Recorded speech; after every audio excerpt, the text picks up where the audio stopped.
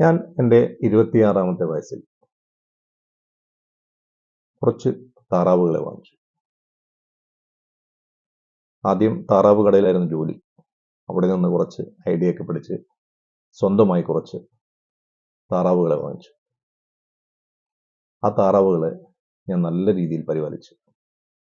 അതുകൊണ്ട് തന്നെ താറാവുകൾ എനിക്ക് ധാരാളമായി മുട്ടകൾ സമ്മാനിച്ചു. ഞാൻ ആവശ്യത്തോടെ അതിനെ വീണ്ടും വീണ്ടും നല്ല രീതിയിൽ നോക്കി. പോകെ പോകെ അത് എനിക്ക് സിൽവർ മുട്ടകൾ സമ്മാനിച്ചു. എനിക്ക് ആവേശമായി. ഞാൻ വീണ്ടും അതിനെ നല്ല രീതിയിൽ നോക്കി. അപ്പോൾ എനിക്കത് ഗോൾഡനും ഡയമണ്ടും ഒക്കെ ആയ മുട്ടകൾ തരാൻ തുടങ്ങി. എനിക്ക് ആവേശം കൂടി. ഞാനതിനെ നല്ല രീതിയിൽ വീണ്ടും വീണ്ടും നോക്കിയപ്പോൾ എനിക്ക് ധാരാളം മുട്ടകൾ അത് തന്നു. പക്ഷെ പോകെ പോകെ എന്നെ ചില ഭയങ്ങൾ പിടികൂടി. കാരണം ഈ താറാവ് എന്നും ഈ മുട്ടകൾ തരുമോ? അഥവാ ഇനി ഈ മുട്ടകൾ നിർത്തിയാലോ എന്ന ചിന്ത എന്നെ ഇങ്ങനെ വ്യാകുലപ്പെടുത്തി. ഞാൻ പലരോടായി അന്വേഷിക്കാൻ തുടങ്ങി. വേറെ വല്ല പരിപാടികളിലും ഏർപ്പെടാൻ പറ്റുമോ? വേറെ വല്ല വഴിയുമുണ്ടോ? ഇതല്ലാതെ എനിക്ക് കാശുണ്ടാക്കാൻ പറ്റിയ വേറെ വല്ല വഴിയും തേടി ഞാനിങ്ങനെ അലഞ്ഞു. അപ്പോൾ ഒരുപാട് ആളുകൾ എൻ്റെ അടുത്ത് ഒരുപാട് ഐഡിയകളുമായി വന്നു. ഞാൻ അവരെ വിശ്വസിച്ച് അവർ പറഞ്ഞ ഐഡിയ കേട്ട് ആവേശഭരിതനായി ഞാൻ അവർക്ക് എൻ്റെ കയ്യിലുള്ള കുറച്ച് പൈസ കൊടുത്തു. അത് നടക്കുമ്പോൾ തന്നെ, കാരണം എനിക്ക് ഈ ഗോൾഡും സിൽവറൊക്കെ മുട്ടകൾ വിറ്റ ഒരുപാട് കാശ് എൻ്റെ കയ്യിലുണ്ടായിരുന്നു, ബാലൻസായി. അപ്പോൾ ഞാൻ പോകെ പോകെ ഒരുപാട് ആളുകൾ എൻ്റെ അടുത്ത് വന്നു തുടങ്ങി, പല ഐഡിയകളുമായി. ഞാൻ പല സ്ഥലത്തും എൻ്റെ പണം ഇൻവെസ്റ്റ് ചെയ്തു. അങ്ങനെ ഇൻവെസ്റ്റ് ചെയ്ത സമയത്ത് എനിക്ക് എൻ്റെ പൊന്മുട്ടയിടുന്ന താറാവിനെ നോക്കാൻ സമയമില്ലാതായി. ഞാൻ പല സ്ഥലത്തും ഓടി നടന്നു. അവിടെയും ഇവിടെയൊക്കെ ഓടി നടന്ന് മറ്റുള്ള സ്ഥലത്തേക്ക് എൻ്റെ ശ്രദ്ധ മുഴുവനും മാറി. എൻ്റെ പൊന്മുട്ടയിടുന്ന താറാവ് പതുക്കെ പതുക്കെ പൊന്മുട്ടയുടെ എണ്ണം കുറഞ്ഞു തുടങ്ങി. പക്ഷെ ഞാനത് അറിഞ്ഞേയില്ല, ശ്രദ്ധിച്ചേയില്ല. കാരണം എനിക്ക് മറ്റുള്ള വിഷയങ്ങളിലായി താല്പര്യം. മറ്റുള്ളവരുടെ കൂടി പലതിലും ഞാൻ ഏർപ്പെട്ടു. പക്ഷേ എൻ്റെ പൊന്മുട്ടയിടുന്ന താറാവ് മുട്ടയിടുന്ന എണ്ണം കുറഞ്ഞു വരുന്നു ദിവസം തോറും എന്ന വസ്തുത ഞാൻ മനസ്സിലാക്കിയില്ല. അവസാനം എൻ്റെ താറാവുകൾ ശോഷിച്ചു. കാരണം ഞാനതിനെ പരിചരിച്ചേയില്ല. പൊന്മുട്ടയിടൽ നിർത്തി. അതോടുകൂടി എൻ്റെ വരുമാനം കുറഞ്ഞു. കൂട്ടത്തിൽ ഞാൻ ഇൻവെസ്റ്റ് ചെയ്ത എല്ലാ സ്ഥാപനങ്ങളും ഒന്നൊന്നായി പൊളിഞ്ഞു. കാരണം എനിക്ക് എക്സ്പീരിയൻസ് ഇല്ലാത്ത മേഖലയിലാണ് ഞാൻ ഇൻവെസ്റ്റ് ചെയ്തത്. എൻ്റെ എല്ലാ ഇൻവെസ്റ്റ്മെൻറ്റുകളും പൊളിഞ്ഞു. എന്നെ നിരാശ ബാധിച്ചു. എന്തു ചെയ്യും എന്നറിയാത്ത ഒരു ഘട്ടത്തിലേക്ക് എത്തി. അപ്പോൾ ഞാൻ ഇന്ന് സംസാരിക്കാൻ ഉദ്ദേശിക്കുന്നത് മിഡിൽ ഏജ് മെൻ ക്രൈസിസ് എന്ന ഒരു സംവാദമാണ്. കാരണം ഞാൻ ഇന്ന് എത്തി നിൽക്കുന്നത് മിഡിൽ ഏജിലാണ്. ഞാൻ ഈ പറഞ്ഞതൊക്കെ എൻ്റെ തന്നെ ഉദാഹരണങ്ങളാണ്. ഏതായാലും എന്താണ് നമ്മളൊരു മിഡിൽ ഏജ് ആവുമ്പോൾ അഭിമുഖീകരിക്കുക എന്ന് നമുക്ക് നോക്കാം. ഞാൻ മനസ്സിലാക്കിയത്, എന്നെ ഏറ്റവും കൂടുതൽ ബുദ്ധിമുട്ടിച്ചത് സാമ്പത്തികമായി തന്നെയാണ്. മറ്റുള്ള ക്രൈസിസ് ഒന്നുമല്ല, സാമ്പത്തികമായി ഒരുപാട് ബുദ്ധിമുട്ടുകൾ. ഞാൻ ഈ പറഞ്ഞതുപോലെ ഒരുപാട് വിഷയങ്ങൾ ആയി സാമ്പത്തികമായി ബുദ്ധിമുട്ടുകൾ വന്നു. അപ്പോൾ നമ്മളൊക്കെ അങ്ങനെ സാമ്പത്തികമായ ബുദ്ധിമുട്ടുകൾ നേരിടുന്ന ഒരു സമയമാണ് ഈ മിഡിൽ ഏജ് എന്ന് പറയുന്നത്. മിഡിൽ ഏജിൽ വേറെ പ്രത്യേകതയും കൂടെ ഉണ്ട്. കാരണം നമ്മളെ കുട്ടികൾ വളർന്ന് വലുതായി വരും.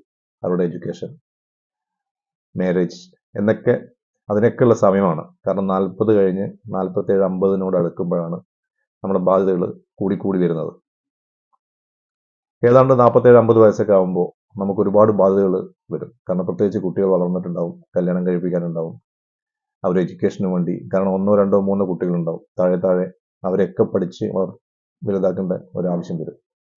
അതിനൊക്കെ പൈസ കണ്ടെത്താൻ ബുദ്ധിമുട്ടുന്ന ഒരു സമയമാണ് ഈ പറയാൻ.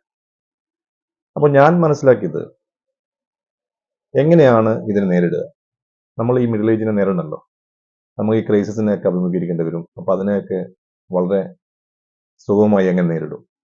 അപ്പോൾ നമ്മൾ ഏറ്റവും നല്ല പ്രായം എന്ന് പറയുന്നത് നമ്മളെ കരിയർ സ്റ്റാർട്ട് ചെയ്യുന്ന ആ ഒരു സമയം 21, 22 അല്ലെങ്കിൽ 25 വയസ്സിൽ കരിയർ സ്റ്റാർട്ട് ചെയ്യും. കുറേ ആളുകൾ ബിസിനസ് സ്റ്റാർട്ട് ചെയ്യും, കുറേ ആളുകൾ ജോലിയിലായിരിക്കും. അപ്പോൾ അങ്ങനെ കരിയർ സ്റ്റാർട്ട് ചെയ്യുന്ന സമയമാണ് നമ്മൾ സേവ് ചെയ്യാനും നമ്മൾ സ്പെൻഡ് ചെയ്യാനൊക്കെ തുടങ്ങുന്ന സമയം. ഒരുപാട് ഇൻകം ഉണ്ടാവും. ഈ ഇൻകം നമ്മൾ എങ്ങനെ മാനേജ് ചെയ്യുന്നു എന്നതുപോലെ ഇരിക്കും നമ്മൾ മിഡിൽ ഏജിൽ നമ്മളെ ക്രൈസിസ് മാനേജ്മെന്റ്. അപ്പോൾ നമ്മൾ എങ്ങനെയാണ് നമ്മളൊരു ഇൻകം നല്ല രീതിയിൽ സേവ് ചെയ്യുക എന്നുള്ളതാണ് ചോദ്യം. പലർക്കും അറിയില്ല. കാരണം നമ്മൾ ഇൻകം ഉണ്ടാക്കും, നമ്മൾ കുറേ ചിലവഴിക്കും, കുറച്ച് ബാക്കി ഉണ്ടാവും, അത് മാറ്റി വെക്കും. നമുക്ക് ഏറ്റവും അറിയാവുന്ന ഒരു കാര്യം, കുറച്ച് ലാൻഡ് എടുക്കും, കുറച്ച് ഫിക്സ്ഡ് ഡിപ്പോസിറ്റ് ഇടാം,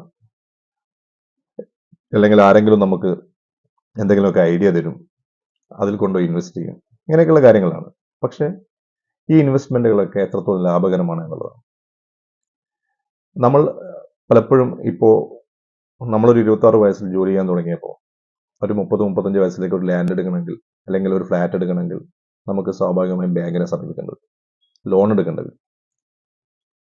ഈ ലോണിന്റെ EMI, ലോണ് അടച്ചു തീരുമ്പോൾ നമ്മൾ സ്വാഭാവികമായിട്ടും ലാൻഡിനോ അല്ലെങ്കിൽ നമ്മുടെ ഒരു ഫ്ലാറ്റിനൊക്കെ വേണ്ടി എടുക്കുന്ന ലോണിന് 20-25 വർഷമൊക്കെ കാലാവധിയിൽ എടുക്കുക. അപ്പോൾ അടച്ചു തീരുമ്പോഴേക്കും ഏതാണ്ട് വലിയൊരു തുക നമ്മൾ ഇൻട്രസ്റ്റ് ആയി കൊടുക്കേണ്ടി വരും. അപ്പോൾ നമ്മൾ ആലോചിക്കേണ്ടത് നമ്മളെ ജോലി, നമ്മൾ ഇൻകം ഏൺ ചെയ്യുന്ന സമയത്ത് നമ്മൾ എത്രത്തോളം, കാരണം ഒരു ഇൻസെക്യൂരിറ്റി എപ്പോഴും നമ്മളെ കൂടെ ഉണ്ടാവും. നമ്മൾ ഈ ജോലി സ്ഥിരമായി നമുക്ക് ഉണ്ടാവുമോ, നമുക്ക് ഈ ജോലി തുടരാൻ പറ്റുമോ എന്നൊക്കെയുള്ള ഇൻസെക്യൂരിറ്റി എപ്പോഴും നമുക്കുണ്ടാവും. അപ്പോൾ ഈ ഇൻസെക്യൂരിറ്റിനെ നമ്മളൊന്ന് പ്രൊട്ടക്ട് ചെയ്യണം. എങ്ങനെ പ്രൊട്ടക്ട് ചെയ്യാം? അപ്പം ഞാൻ മനസ്സിലാക്കിയ ഒരേ ഒരു വഴി ഇൻഷുറൻസ് ചെയ്യുക എന്നുള്ളതാണ്. അല്ലേ? നമ്മൾ ഇൻഷുർ ചെയ്യുക. എന്തിനെയൊക്കെ? നമ്മളെ തന്നെ ഇൻഷുർ ചെയ്യണം. നമ്മളെ വണ്ടിയൊക്കെ വളരെ പെട്ടെന്ന് ഇൻഷുറൻസ് ചെയ്യാതെ വണ്ടി ഓടിക്കാൻ പറ്റില്ല, കാരണം അത് നിയമമാണ്. നമ്മൾ ഇൻഷുറൻസ് ചെയ്യേണ്ടത് നമുക്ക് നമ്മളെ ഹെൽത്ത് ആദ്യമായി. കാരണം ഇന്ന് വളരെ പ്രധാനമാണ് ഹെൽത്ത് ഇൻഷുറൻസ് എന്നുള്ളത്. കാരണം നമ്മളൊരു രോഗവുമായി ബന്ധപ്പെട്ട് ഹോസ്പിറ്റലൈസ് ആയി കഴിഞ്ഞാൽ വരുന്ന ചിലവുകൾ നമുക്കറിയാം. ഏത് സമയത്ത് എന്തോ സംഭവിക്കും. അതുപോലെ തന്നെയാണ് നമ്മളെ ജോബ് പ്രൊട്ടക്ഷൻ വേണം. നമുക്കൊരു ജോബ് നഷ്ടപ്പെട്ട് കഴിഞ്ഞാൽ 5-6 മാസം അല്ലെങ്കിൽ 1 വർഷം പുതിയൊരു ജോലി കണ്ടെത്താൻ വേണ്ടി സമയം വരും. അപ്പോൾ അതിനൊരു പ്രൊട്ടക്ഷൻ വേണം. അതിനും ഇൻഷുറൻസ് അവൈലബിൾ ആണ്. പിന്നീട് നമ്മൾ എപ്പോഴും ചെയ്യേണ്ട ഒരു കാര്യം എന്ന് പറഞ്ഞു കഴിഞ്ഞാൽ, നമുക്ക് കുട്ടികളായാൽ നമ്മൾ കുട്ടികളെ എഡ്യൂക്കേഷൻ നിർബന്ധമാണ്. അവർക്ക് ഏറ്റവും കൂടുതൽ ഫണ്ട് വേണ്ട വരുന്ന സമയമാണ് അവർ +2 വിദ്യാഭ്യാസം കഴിഞ്ഞതിന് ശേഷം. ആ സമയമാകുമ്പോഴേക്ക് ഒരു ലോങ് ടേം നമ്മളൊരു കുട്ടി പിറന്നാൽ അപ്പം തന്നെ ഒരു ഇൻഷുറൻസ് എടുക്കുകയാണെങ്കിൽ 17ാമത്തെ കൊല്ലം 18ാമത്തെ കൊല്ലം ഒരു 30 ലക്ഷമോ 40 ലക്ഷമോ കിട്ടുന്ന നല്ല നല്ല സ്കീമുകൾ ഇന്നുണ്ട്. നമ്മുടെ എത്രയാണോ നമ്മുടെ ഇൻകം അതനുസരിച്ച് വേണം എപ്പോഴും ഇൻഷുർ ചെയ്യാൻ വേണ്ടിയിട്ട്. കാരണം അല്ലെങ്കിൽ പ്രീമിയം തുക അടക്കാൻ വയ്യാതെയൊക്കെ പകുതിക്ക് നിന്ന് പോകുന്ന ഒരുപാട് വിഷയങ്ങളുണ്ട്. അതുകൊണ്ട് എപ്പോഴും നമ്മളെ ഇൻകം വെച്ചുകൊണ്ടായിരിക്കണം നമ്മൾ ഇൻഷുറൻസ് എത്രയാണോ നമ്മൾ മെച്യൂരിറ്റി എമൗണ്ട് എന്നുള്ളത് തീരുമാനിക്കാൻ വേണ്ടി. അല്ലാതെ ഏജന്റ് വന്ന് നമ്മളെ കണ്ട് സംസാരിച്ച് അവർ പറയുന്ന ആ രൂപത്തിലേക്ക് നമ്മൾ ഒരിക്കലും മാറാൻ പാടില്ല. നമ്മളെ ഇൻകം എത്രയാണോ അതിനനുസരിച്ചിട്ടുള്ള ഒരു ഇൻഷുറൻസ് നമ്മൾ എടുക്കുക. അതുകൊണ്ട് തന്നെ നിങ്ങളുടെ കുട്ടികളുടെ വിദ്യാഭ്യാസത്തിന് വേണ്ടി നിങ്ങൾ തീർച്ചയായിട്ടും ഒരു എഡ്യൂക്കേഷൻ ലോണ് നിങ്ങൾ എടുത്തു വെക്കുക. പ്രൊട്ടക്ട് ചെയ്യുക. നിങ്ങളുടെ ജോലി നിങ്ങൾ പ്രൊട്ടക്ട് ചെയ്യുക. നിങ്ങളുടെ ഹെൽത്ത് നിങ്ങൾ പ്രൊട്ടക്ട് ചെയ്യുക.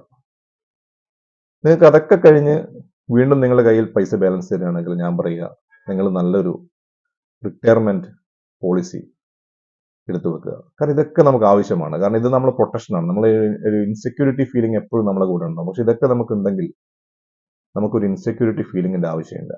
ഇൻഷൂർ ചെയ്യുന്നതിന്റെ ഏറ്റവും വലിയ ഗുണം ഞാൻ കണ്ടത്, നമുക്ക് റിസ്ക്, കാരണം ഏത് സമയത്തും നമുക്ക് റിസ്ക് സംഭവിക്കാം. ഒന്നുകിൽ ആക്സിഡന്റ് ആവാം, മരണം സംഭവിക്കാം. ഇത് സംഭവിച്ചാൽ നമ്മുടെ കുടുംബം അനാഥമായി പോകും. അപ്പോൾ അവർക്ക് സ്വാഭാവികമായിട്ടും നമ്മളെ മരണശേഷം കാലശേഷം നമുക്ക് എന്തെങ്കിലും ഒരു പൈസ ഉണ്ടെങ്കിൽ അവർക്ക് നല്ല രീതിയിൽ നമ്മളെ ഫാമിലിക്ക് മുന്നോട്ട് പോകാൻ സാധിക്കും. അതുകൊണ്ട് തന്നെ നമ്മൾ ഒരു മുഴുവൻ പ്രൊട്ടക്ഷൻ എപ്പോഴും നമ്മൾ എടുത്തു വെക്കുക. അത് കഴിഞ്ഞിട്ട് മതി. നമ്മൾ ബാക്കിയുള്ള എൻ്റെ അഭിപ്രായത്തിൽ ബാക്കിയുള്ള എല്ലാ ഇൻവെസ്റ്റ്മെന്റും അത് കഴിഞ്ഞ് മതി എന്നുള്ളതാണ്. കാരണം ആ ഇൻസെക്യൂരിറ്റി മാറിയാൽ തന്നെ നമുക്ക് ഒരുപാട് സന്തോഷകരമായി ഹാപ്പിയായി നമുക്ക് ജീവിതം മുന്നോട്ട് കൊണ്ടുപോകാൻ സാധിക്കും. കാരണം നമുക്കൊരു ഒരു എന്താ ധൈര്യമാണ് മനസ്സിന്, നമ്മൾ ഫുൾ പ്രൊട്ടക്റ്റഡ് ആണ് എന്നുള്ളത്. ആ പ്രൊട്ടക്ഷൻ തരുന്ന ധൈര്യം വലുതാണ്. കാരണം നമ്മൾ ഇന്ന് ഏറ്റവും കൂടുതൽ ഈ പറയുന്ന മാനസിക അസ്വസ്ഥം, നമ്മളെ ഒരുപാട് ടെൻഷൻ ഉണ്ടാക്കുന്നത്, നമ്മളെ ജീവിതത്തിൽ ആസ്വാദനം നഷ്ടപ്പെടുന്നതൊക്കെ നമുക്ക് ഇൻസെക്യൂരിറ്റി ഫീലിംഗ് ഉള്ളതുകൊണ്ടാണ്. അപ്പം ഈ ഇൻസെക്യൂരിറ്റിയെ പ്രൊട്ടക്റ്റ് ചെയ്യുന്ന ഇത്തരം ഇൻഷുറൻസുകൾ നമ്മൾ എടുത്ത് വെക്കുക. അത് കഴിഞ്ഞ് വേണം നമ്മുടെ എല്ലാ കാര്യങ്ങളൊക്കെ മുന്നോട്ട് കൊണ്ടുപോകാൻ വേണ്ടിയിട്ട്. അപ്പോൾ നിങ്ങളിത് തീർച്ചയായിട്ടും മനസ്സിലാക്കുക. ഈ രീതിയിൽ നിങ്ങൾ ചെയ്തു കഴിഞ്ഞാൽ തീർച്ചയായും നിങ്ങൾക്ക് നല്ല രീതിയിൽ നിങ്ങൾക്ക് ജീവിതം ആസ്വദിച്ച് മുന്നോട്ട് പോകാൻ സാധിക്കും. ഇതാണ് ഞാൻ മനസ്സിലാക്കിയ മിഡിൽ ഏജ്ഡ് മെൻ ക്രൈസിസിനെ നമുക്ക് അഭിമുഖീകരിക്കാൻ ഏറ്റവും നല്ല രീതി. പിന്നീട് പല ഇൻവെസ്റ്റ്മെന്റുകളും നമുക്ക് ചെയ്യാം, പക്ഷെ ഇതൊക്കെ പ്രൊട്ടക്ഷൻ ചെയ്തതിന് ശേഷം വേണം ഇതൊക്കെ ചെയ്യാൻ എന്നുള്ളതാണ് എൻ്റെ അഭിപ്രായം. ഓക്കെ, നമസ്കാരം.